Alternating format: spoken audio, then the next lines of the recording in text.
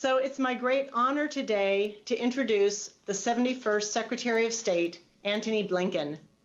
Secretary Blinken is very much one of our own.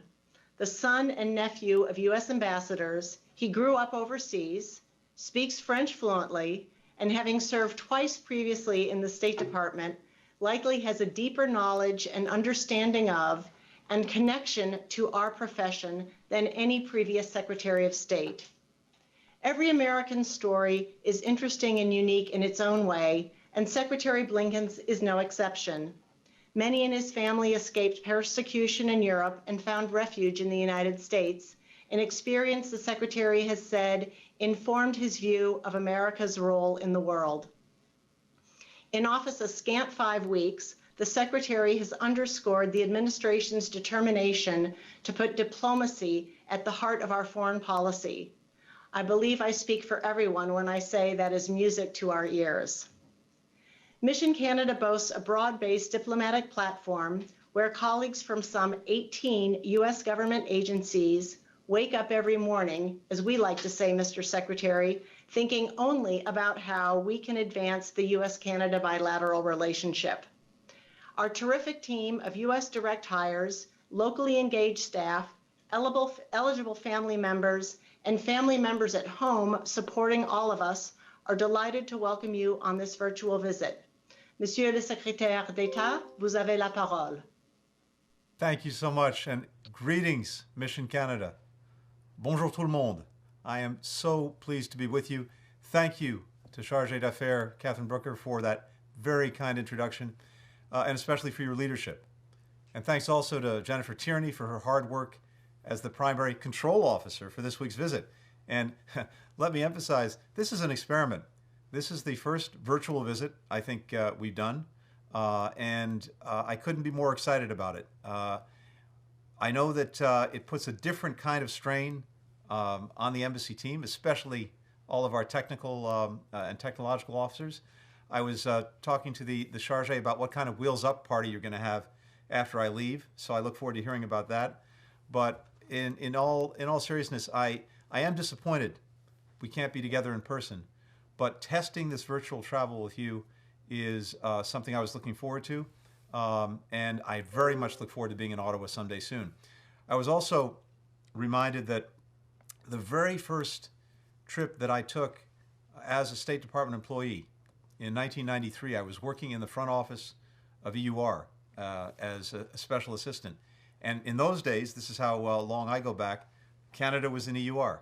And the first trip I took accompanying the Assistant Secretary was to Ottawa, just around this time of year. So I remember it very, very well. But thanks to you, we have a robust schedule for my first trip to Canada as Secretary.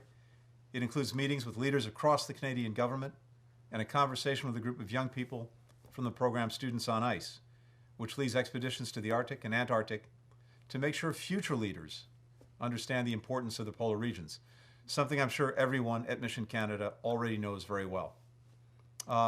It's no accident I'm traveling to Canada as part of my first virtual trip as Secretary. The relationship between our countries is one of the most important that we have. Ours is the most comprehensive bilateral trade relationship in the world. And of course, before COVID-19, hundreds of thousands of people crossed back and forth across our shared border every single day. Our governments work together on everything from national security to climate change to the opioid crisis to managing the Arctic region. It's a vast, deep, immensely important diplomatic relationship, and it's thanks to you. Whether you're a direct hire, locally employed staff, a family member, whether you work for the State Department or for one of the many other U.S. government agencies represented here, from the Department of Agriculture to the Department of Defense to the Commercial Service, I'm deeply grateful for everything you do every day. And I've got to mention one person in particular who served the U.S. Embassy in Canada for 32 years as a locally employed staff member, most recently at the Financial Management Center in Ottawa, and whose well-deserved retirement begins tomorrow, Debbie Cowell. Debbie, I'm honored to be part of your last day, but thank you for every day you've dedicated to serving this mission. You know, Even in a less eventful era, the work you all do was often difficult. But I know that during COVID-19, during this pandemic, it's become so much harder. I know the border crossing restrictions were painful, especially for those with families on the U.S. side. Some of you have gotten sick. You've had loved ones get sick.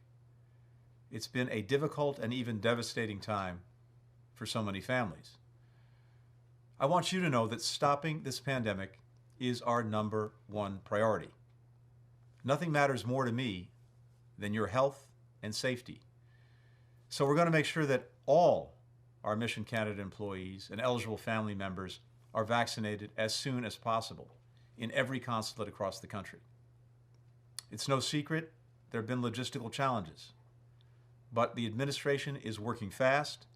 We're going to get you as much information as we can, as quickly as we can, and make sure that our vaccination plans are known and that we're executing on them. And we need to partner in this every step of the way.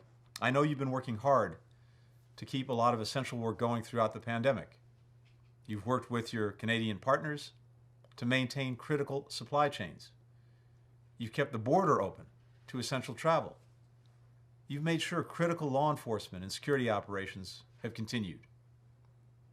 Whether you know it or not, and whether they know it or not, all of your work has made a difference to the lives of Americans during an incredible, difficult time. So, my message today is really simple. It's to say thank you. Thank you for all you're doing every single day to keep the ties between our countries strong and to help grow them even stronger. And I have to tell you, it is the honor of my lifetime to be your secretary. In my first remarks as secretary, I said that we have work to do as a department to rebuild trust and morale. We've got to do a better job of listening to the people of the State Department when formulating policy. We've got to invest in diversity and inclusion. We've got to build a workplace culture of collegiality, teamwork, and respect. And I want to be clear, that doesn't just apply to the people at Maine State. It applies to you and all your colleagues in embassies and consulates around the world. We are all part of this community, and I'm deeply committed to doing everything I can to support you, your work, and your families. So thank you again for helping make my first virtual trip to Canada a success, and thank you for your service to the United States.